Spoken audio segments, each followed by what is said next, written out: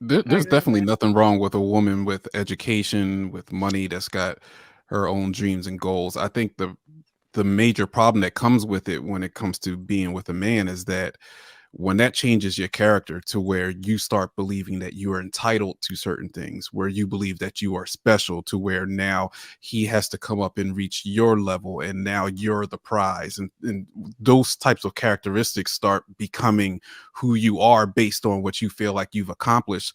I don't think that's desirable to anyone. I don't think that's desirable. Gilbert Arenas and Ocho shared their thoughts on why Amanda Seales is single at 42. Here you go. But I ain't got no problem with Amanda Seales. She was great. She's very funny. She has, and I do believe some of the people have done her wrong. And I think a lot of, because that's what you deal with. We all go through it. Dealing with men or women, you're not dating them, you're dating their childhood, their past traumas. That's what you got to get past. So I'm excited. I was excited to have her. She was great.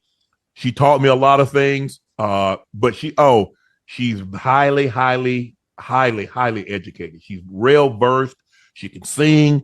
She's a comedian. She's a writer. Is she married? No, she's not married. She's not married. The same day, huh?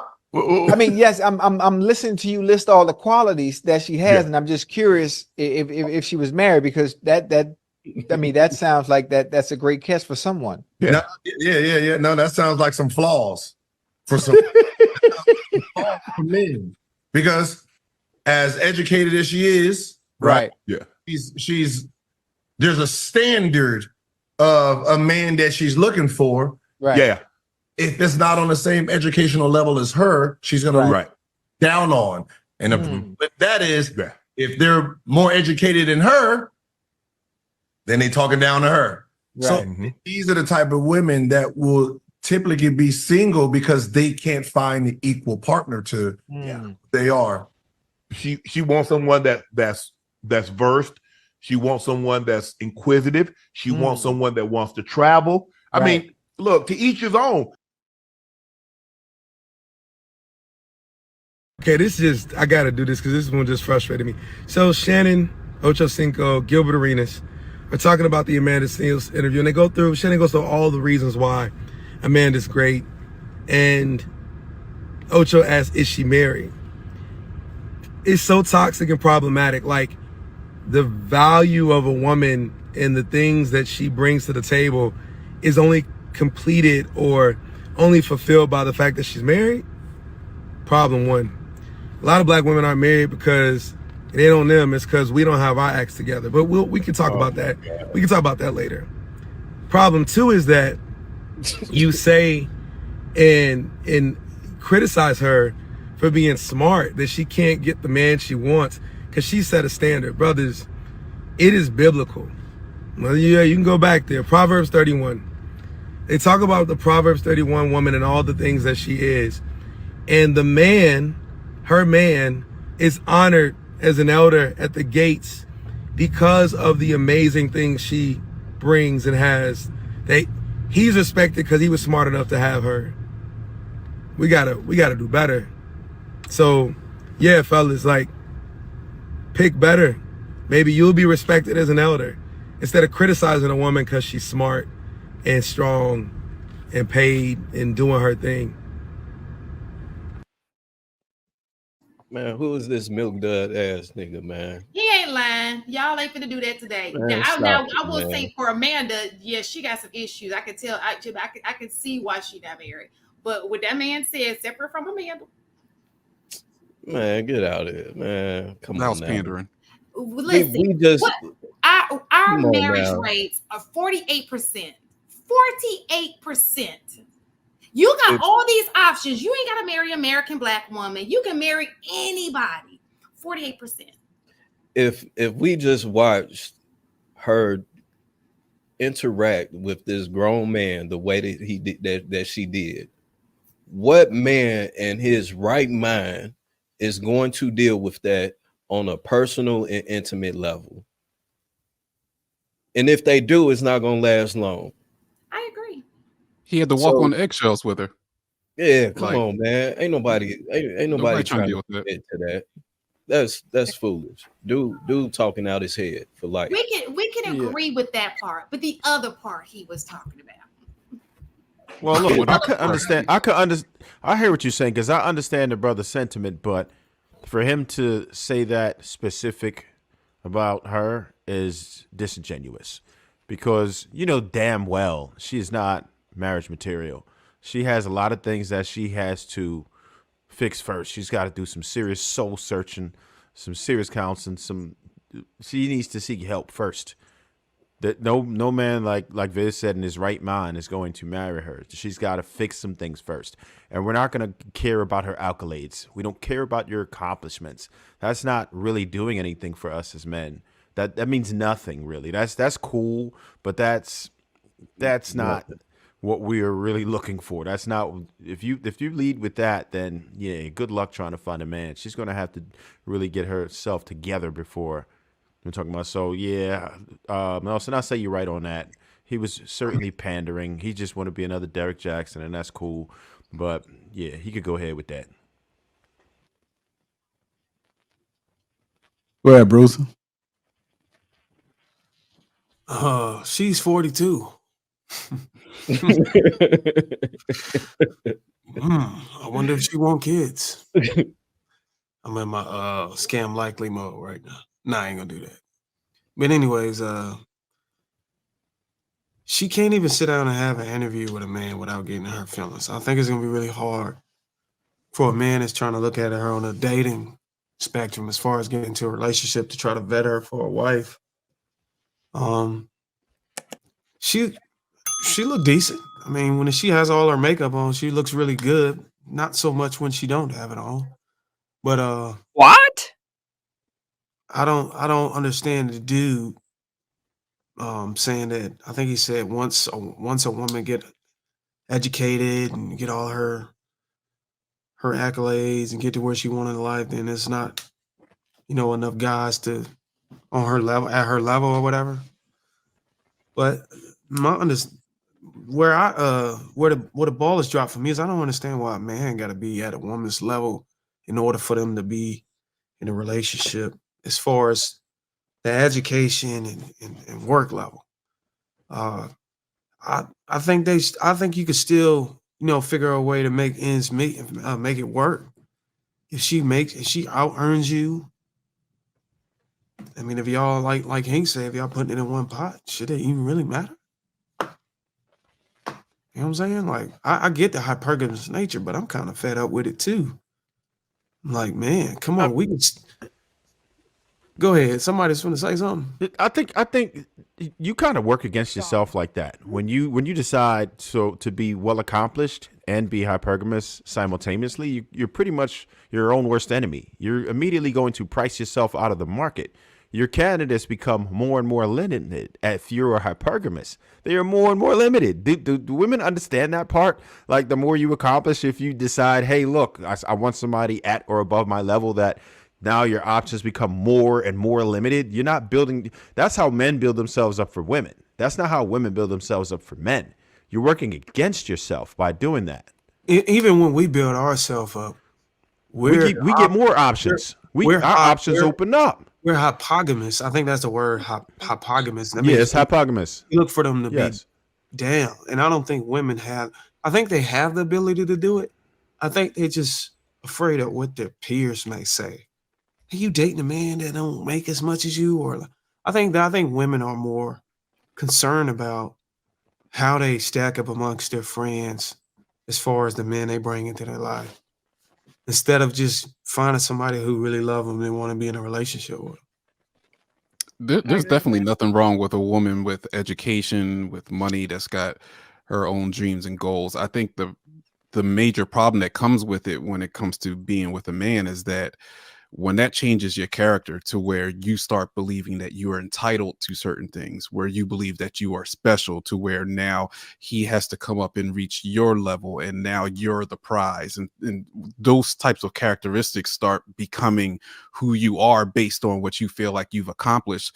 I don't think that's desirable to anyone. I don't think that's desirable, for women to men and men to women. I think the way money changes us and the way we look at self-importance, you know, we're becoming a narcissistic culture, and I think it's drawing us away from one another. Yeah, I think the dig was, but is she married though? So, and if it wasn't Amanda, that would be offensive, but it's her. So, all right. Because I don't see myself having a conversation and it go well either. Sometimes, like, we know women like this, like everybody is their enemy and you can't have a real conversation with them.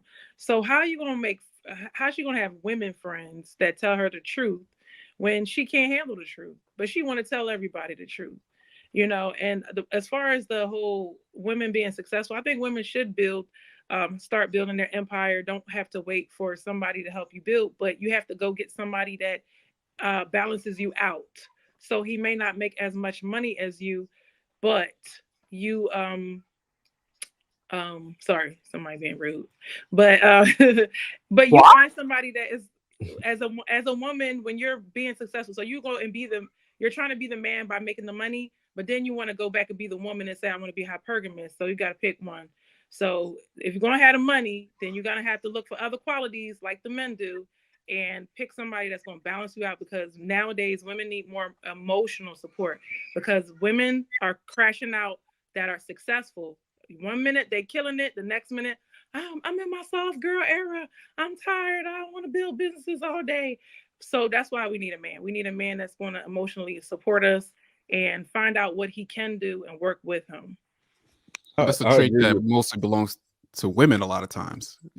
Like if women need men to be that emotional support, and men are more naturally wired to provide and protect, but you want the man at home to, you know, rub your feet and process your feelings with you, that, you know, that kind of goes against what a lot of women actually say they want in the long run. Because yeah, they want an emotional man, a soft man, but then on the same token, you hear a lot of women talk about why can't he just take the initiative? Why can't, you know, why can't I be the one that just stopped working and he say, babe, I got you, I'll hold this down. You know, I think it's different, Nelson, not to interject. Mm-hmm. I didn't say get emotional man. Emotional support mean he listens to you. He lets you vent your frustration. He's still a man. He's still stoic. He's still a rock. He's someone you can go to. Not an emotional man. Please do not cry in front of me. Please do not tell me your real problems. Go process that with a man. We need to know the difference. But our hormones are since we're women, our testosterone is up. We working all day. That works for men. You get a reward from that. But women feel drained and depleted, and then we have to go help our families. So that's why we are crabby at the end of the day. But if we have somebody to listen to us, not offer advice, but listen to us, hear us out, then we'll feel more emotionally supported. Automatically, our hormones start balancing out because we have that from our man. But you don't feel like a lot of men do that? Like, I think a lot of the problem is that there's a lot of complaints that men will just be silent after they listen to everything you say, because when they try to offer a solution, it's shot down because a lot of times they just want to vent. So men aren't going to be primed to like let you vent and then process feelings with you. A lot more men are going to be like, let me hear what you got to say and let me tell you how we're going to fix it. And that's where the mistake is happening. We don't need the solution because she's not going to listen to you anyway. Most likely she's going to listen. She needs your support. She needs you to listen. But as soon as you offer the solution, it's like you're not listening to her. I'm not saying something like an opinion. Dr. John Gray wrote a book about it, and he's saying this is what men need to do. Don't offer John Gray, that is the support the pastor? he needs. Say it again. Are you talking about the pastor? No. He's not a pastor. He wrote a book, Men Are From Mars and Women Are From Venus. He researched the hormones, and he was saying if men did not offer solutions, it would be better. So listen to her and let her come up with her own conclusions and like kind of be like, you know how the therapists don't give you what their opinion is? Right. You hear her out, and that's the support that she needs, not what you want to give. Even though you might give her a solution, she might not listen to you, and then she doesn't feel heard. So here's the thing, though. It's it's extremely conflicting because a man could do that, and then the woman could say, "Oh well, I feel like you're not there to support me or something." And then if they do give advice, then it's like, that's not what I was asking you for. Men are problem solvers. 9 out of 10, the reason why you're with that man is because he's able to solve problems. He's able to lead in whatever manner it is that needs to be led in. That's what we're wired to do. Now, I understand that sometimes y'all want the suggestions, sometimes y'all don't. The difficult part for men is figuring out, all right, well, which one am I supposed to do? You know what I'm saying? And then if you do one, maybe it hit. If you try the other way, maybe it won't. You know what I'm saying? So it's conflicting. If she asks you, right? So you're giving an unsolicited opinion. That's why it's a problem. But if she asks you for your advice, then give you the advice is by understanding of it. But if you listen to her, hear her out, she may come to the own. She doesn't want to hear, like, she knows what to do. She just wants you to know how she felt about how her coworker was talking to about her. You get what I'm saying? So first of all, like a parent-child relationship. First of all, I'm not listening to nobody who tell me I'm not from planet Earth. Second of all, that's not if she come to me telling me the toilet is stuck up, I'm gonna tell her go plunge this shit, and I don't give a damn how she feel. I'm gonna give her the solution because I don't want to smell that shit. That's point blank. So but all if she this fell in about, the toilet, she fell in the toilet because you didn't have the seat, because you didn't put the seat down. She wants you to know how she feels about that. if she sat on that motherfucker without looking at it, that's her fault. But you're not listening to her. She told you to put the seat down. So that's how she feels about it. So that's what I'm saying. Y'all thinking about yourselves when you're giving that solution. But if you think about what she needs, it's like the 5 love languages. You do it by that person's love language, not how you want to love. You got to love the person the way. And the men got to read up on this stuff too. If you read up on it and she read up on it, then y'all know what's going on. But women have to know what's going on as well. So let me give you another example. If a man was, if I'm talking, right? As a woman, I would have normally expected a man to tell me how he feels now. But as women, we should not expect him to open up like that. We're the ones supposed to be vulnerable and open up to them, and they're the ones supposed to be listening. They don't have to reveal all of their things because it's too much for us as women to hold. I think all these novelists and book writers is getting too far into people's shit and relationships. At the end of the day, if a woman is submissive and cooperative, you don't got to deal with all that bullshit. I'm gonna go to work, might not be happy, pay the bills, and come home and expect the dinner. I don't give a damn about all that bullshit.